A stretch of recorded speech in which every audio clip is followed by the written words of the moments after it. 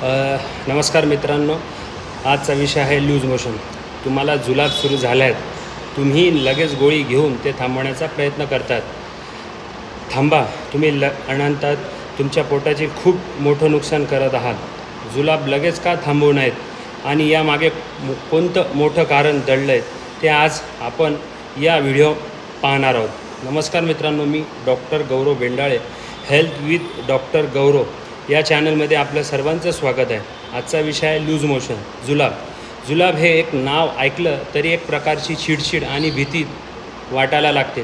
दिवसातून 4-5 वेळा टॉयलेटला पळावं लागतं.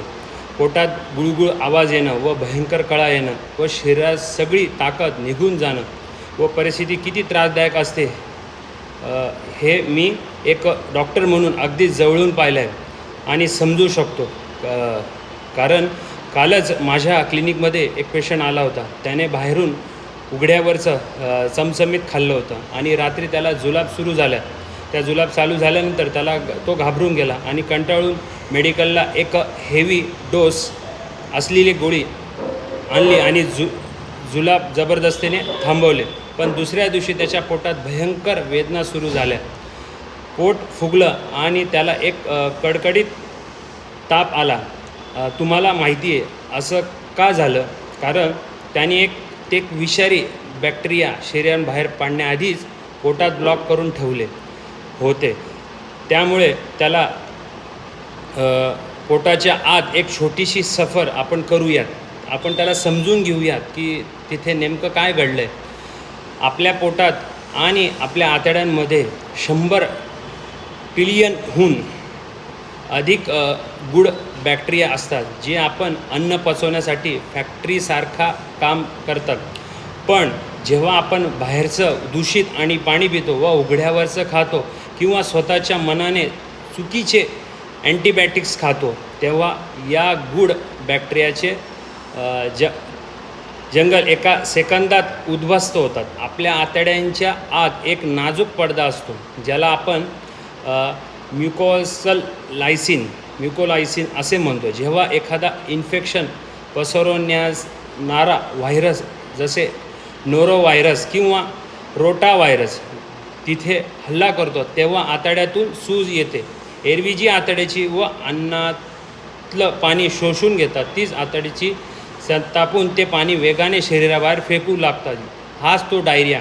मित्रांनो, जुलाब हा कोणताही आजार नसून तो पोटाने विषारी घटक आणि टॉक्सिन्स बाहेर फेकण्यासाठी केलेली एक नॅचरल सफाई प्रक्रिया आहे. जर तुम्हाला दिवसातून 3पेक्षा जास्त वेळा पूर्णपणे व पाण्यासारखे पातळ शौचालय होत असतील तर तो ॲक्यूट डायरिया आहे. पण काही लक्षणं अशी असतात की जी दिसल्यावर तुम्हाला अजिबात वाट पाहायची नाही पाहिले. जर 2 दिवस होऊनही काही फरक पडत नसेल तर दुसऱ्या शौचावाटे रक्त किंवा चिकट द्रव येत असेल. तिसरे, डिहायड्रेशन लक्षणे दिसतील असेही चक्कर येणे किंवा लघवीचा रंग गडद पिवळा होणे किंवा 6 ते 8 तास लघवी न होणे आणि तोंड पूर्णपणे सुकणे. आणि चौथा, लहान मुलांच्या बाबतीत 24 तासातसुद्धा खूप मोठा वेग असतो. मुलं रडतात, डोळ्यातून पाणी येत नसेल तर लगेच डॉक्टरांना भेटा. आता यावर उपाय काय? मेडिकल सायन्स आणि आपल्या आजीचा बटवा इथे एकत्र कसे काम करतात ते पहा. सर्वात महत्त्वाचे म्हणजे हायड्रेशन. शरीरातून जे पाणी आणि इलेक्ट्रॉन्स वाहून गेलेले ते भरून काढण्यासाठी आपण ORS किंवा याचं पाण्याचे सेवन करणं गरजेचं आहे. घेणं हाच खरा उपाय. काही दिवसात तर 3 ते 4 लिटर पाणी प्या, पण बाजारात मिळणारे गोड ज्यूस टाळा, त्याने जुलाब वाढू शकतात. आता पाहूया बॅक्टेरिया आणि घरगुती उपाय. दही आणि भात. आपण जुनी पद्धत विज्ञानाच्या कसोटीवर 100% खरी आहे. दह्यामध्ये नॅचरल प्रोबायोटिक्स असतात, जे तुमच्या उद्ध्वस्त झालेल्या पोटाच्या फॅक्टरीत पुन्हा गुड बॅक्टेरिया तयार करतात.